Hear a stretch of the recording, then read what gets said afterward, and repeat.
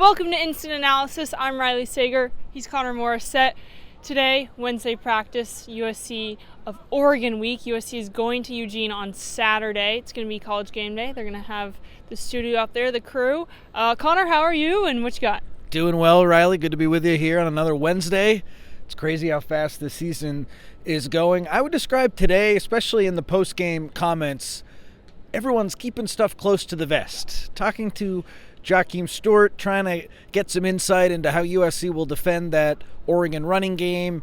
And not that he would give away any of the game plan, but the big emphasis today from him specifically was we're going to just focus on what we do, and let's focus on USC, and let's talk about USC. Didn't want to give much to Oregon, which I understand. It seems like this week it's all hands on deck. It's burn the boats like we talked about yesterday. We'll have some more information on that on Thursday. I can share a little. They definitely did burn a boat, and we're still working on getting more information. But anyway, yes, I'm doing well. That was the big theme from today, but we can get back into our normal swing here in a second. How are you?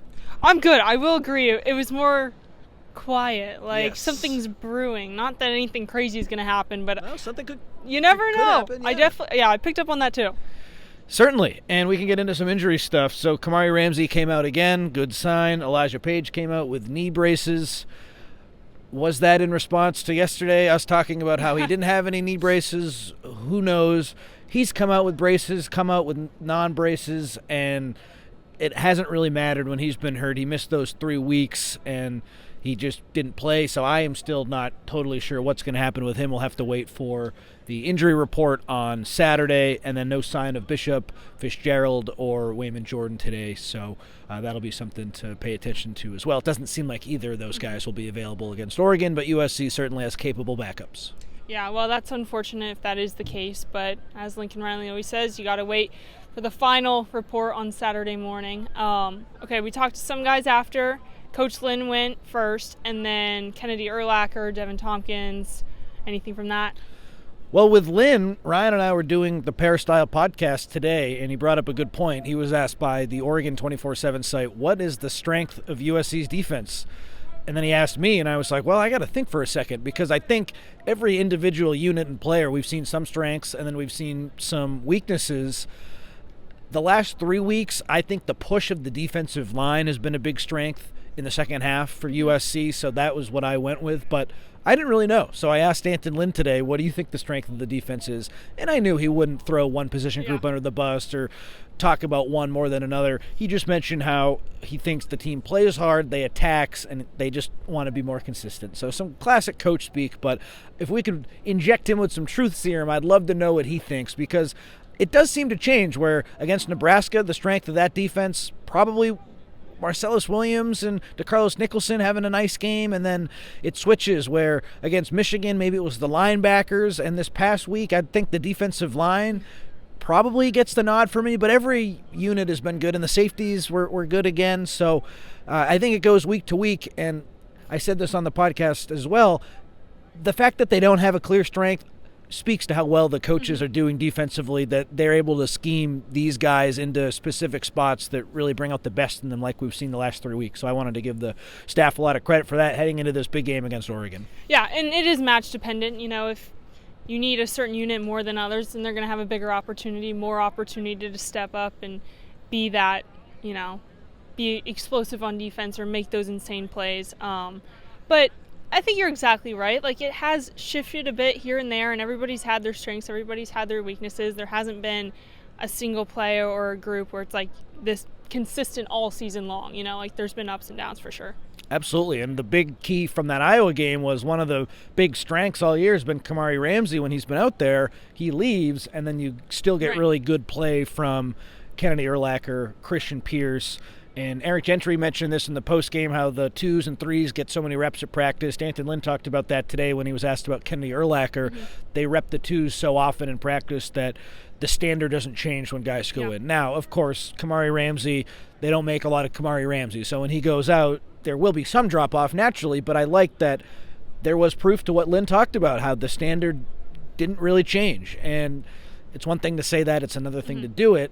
And that's been, I think, another big key for USC this year, where they're saying all the right things, and now they're doing all the right things. 8-2 on the year, heading into this massive game against Oregon.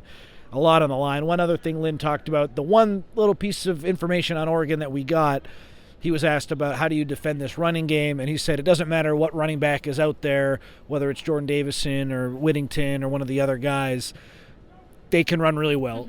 And their running backs are good, but it's the offensive line that makes it all work for Oregon. It's a great group. Emmanuel Pregnon, who was on USC last year, he's been playing left guard all year. He switched to right guard against Minnesota last week, so that'll be something to pay attention to where he lines up. But that offensive line, heading into this past week, they've led college football in, well, the Oregon running backs have led college football in yards per rush before contact. They're getting 3 yards per rush before they're touched. That's an offensive line stat, and that's the key to this game for me. If USC on the defensive side can slow that offensive line down, get some push like they did in the second half against Iowa, that's going to be the key. But I agree with Lynn. It doesn't matter who's back there. It's all about how they block and tackle. Well, then the Oregon defense, number 3 overall in total defense in the country.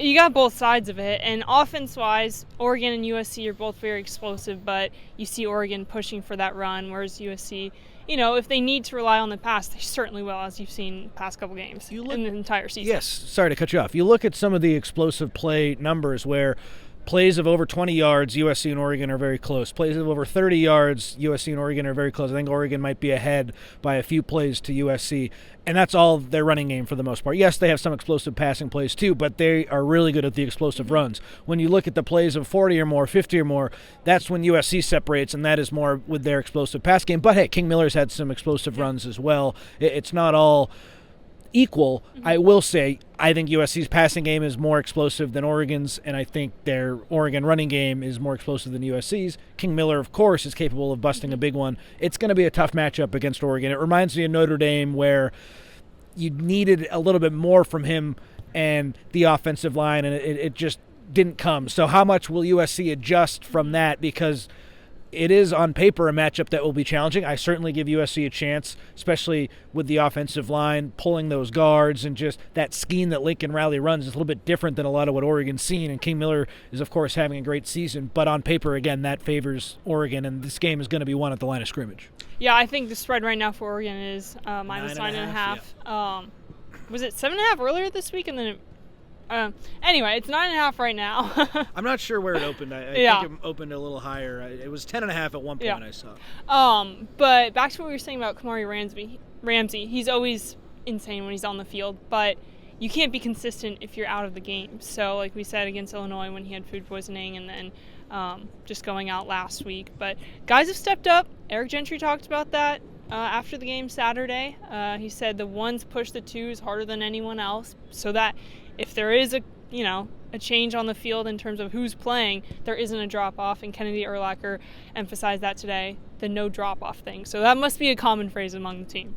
It's the next man up mentality. That's what has made USC successful this season. Christian Pierce is a part of that too, where he has started some games this year, but he was pretty clearly that third safety in the pecking order behind Kamari Ramsey and Bishop Fitzgerald, and then he comes in when Ramsey goes out and starts wearing the green dot helmet. And we saw the one coverage bust where Iowa on the 3rd and 5 play, no one covered the tight end and it went for a big gainer, but that was it. There were no more coverage busts outside of that one, and I'm willing to give them a pass on that. Ideally, you don't want to have a coverage bust, but when your green dot guy goes out, you're dealing with some injuries. If you have one, fine. How do you adjust after that? There weren't any more. It wasn't like Illinois where they kept coming and coming. So Christian Pierce, I felt like you look at the PFF stuff, he missed some tackles, so his grade wasn't too high, but in terms of aligning the defense correctly and just the hard-hitting nature that he plays with, that came through, and I rewatched the game this morning, so sometimes those grades don't tell the whole story, and I felt like both of those safeties played really well, and it was great to talk to Kennedy Urlacher today.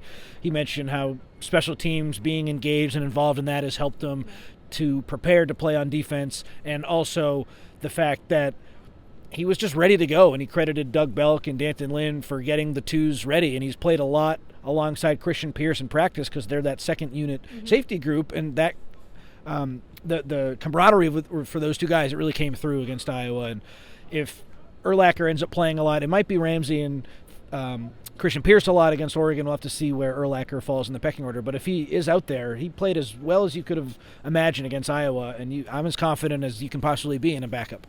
Yeah, Urlacher was asked about playing with Christian Pearson. His face just lit Yeah, up. He's like, I love it. And the last drive for Iowa, when they were on offense, and Urlacher had that breakup, it was 4th down.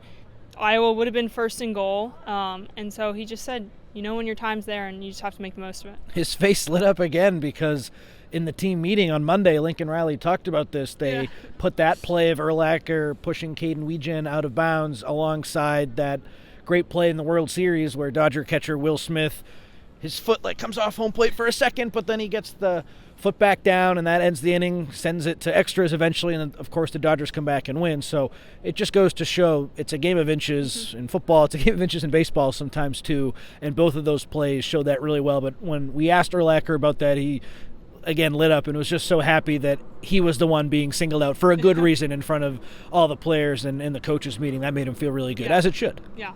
Anything else from the guys? Any quotes? What'd you hear? We heard from Ryan Sayeri today, too, the USC kicker who's just having a heck of a year.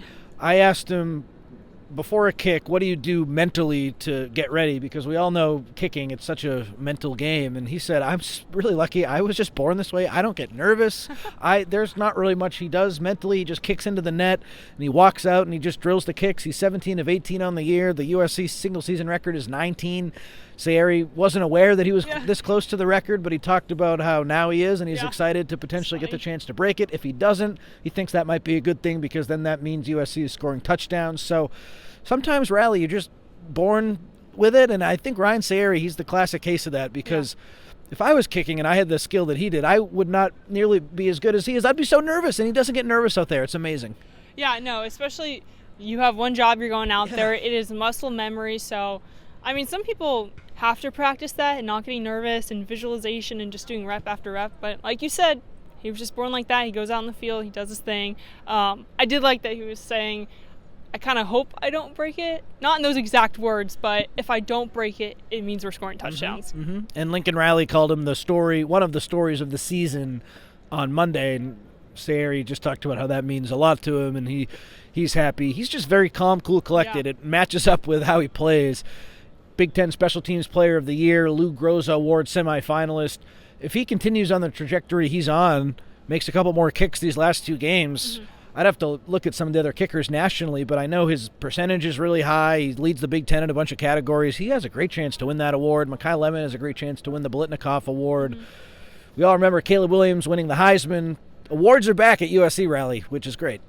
Yeah, I think that was the first time I've talked with him after practice, but like you said, very calm on and off the field. Anything else? Is that going to wrap it up?